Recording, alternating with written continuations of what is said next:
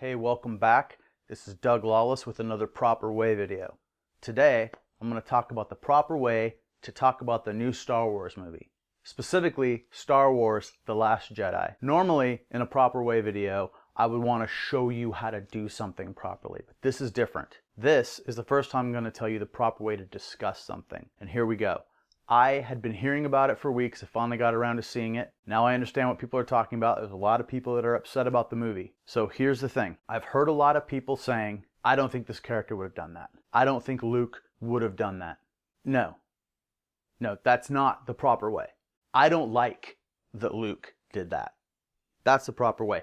Unless you're the writer-director or a creative executive in charge of deciding what these characters do, it doesn't matter what you think a character would or would not have done. You see it happen, and that means they did it.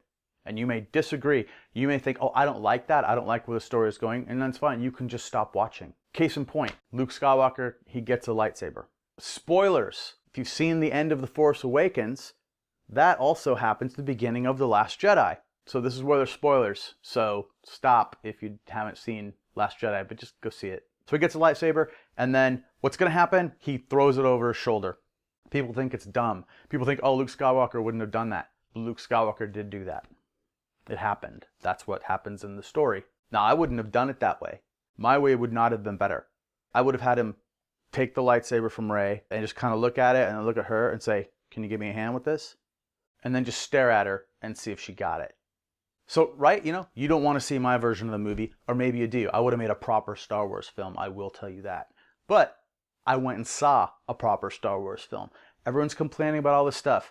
They say, oh, there's humor in it. There's not actually humor in the Star Wars film. It's not a comedy, it's life. And life encompasses humor and tragedy, and these things occur in the film. There's a whole spectrum of things. Yes, Poe Dameron talks some craziness into the microphone to buy time with the First Order.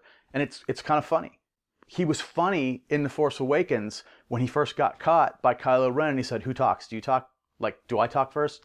That was funny too. Han Solo was funny on the Death Star when he was trying to pretend he was a stormtrooper and then he shot the thing, right? That was funny. That was a funny moment, but it wasn't humorous in that it was a comedy film. It wasn't a joke where there's a laugh track. It's just funny because it occurred. There's other funny stuff in the movie, but it's an absurd place. Space is an absurd place full of all kinds of weird aliens. Some of them give milk, and dudes just milk them and then drink it like a savage right in front of you. So the proper way to talk about The Last Jedi, if you don't like it, is to say, I didn't like it. It's been rubbing me the wrong way that people have been saying, I don't think they would have done that. Likewise, I don't think the First Order ships would have just chased the rebels until they ran out of fuel. That one made me pause for a minute. The more I thought about it, they're talking about fuel, and they're talking about large ships being heavier and traveling slower. I don't really remember fuel coming into play in Star Wars films before, but if jumping to hyperspace uses up fuel reserves and different size ships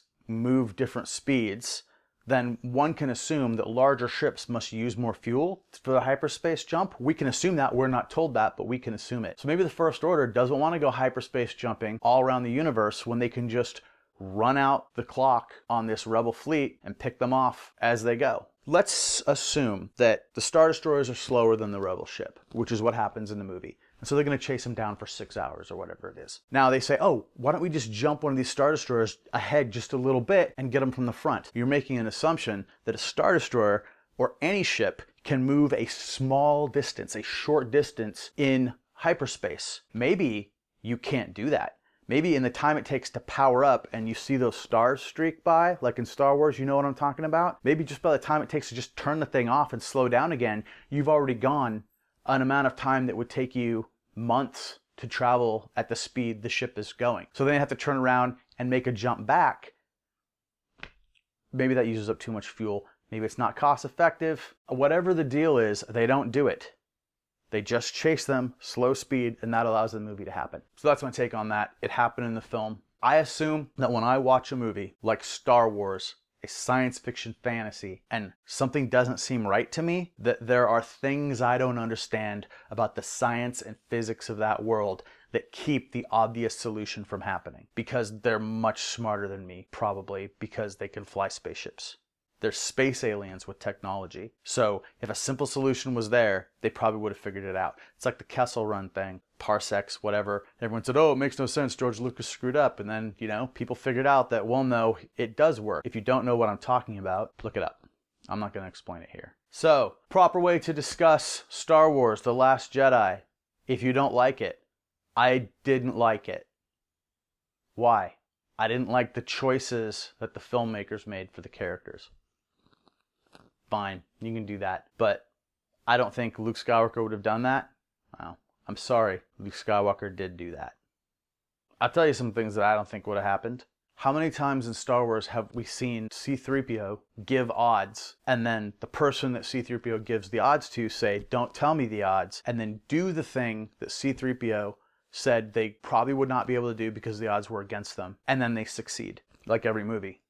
What that means is either these space people are insanely lucky, and sometimes we're dealing with force-sensitive people. Maybe the argument could be made that every time C-3PO gave those odds, there was someone who was force-sensitive, Luke or Leia, or just the force in that universe helps people to beat crazy odds. Fine, but that hasn't been established. Maybe the problem is that C-3PO sucks. Maybe he's wrong all the time. How smart are these people anyway? They make annoying droids that won't shut up. Like, was there a need in the programming of protocol droids? Was there a need to make one that will constantly question you and second guess you and just be in your face with an annoying voice? You know, the answer to that could very well be yes. It could either be yes, that's necessary in order for humans to pay attention because it's like human behavior, or C-3PO was built by a child Darth Vader and just looks like other droids, other protocol droids, but none of them act stupid like him. He was actually built poorly by a crazy slave child in a sand world who was immaculately conceived. I hate the prequels. Anyway, I hope this has been helpful. Go see The Last Jedi. It's cool. When you're watching it and you see the Sex and the City chick hyperspace one ship into another and destroy a whole fleet, try not to think that if they had just thought of that, they could have destroyed every Death Star easily from a distance. They didn't do that, so apparently they couldn't.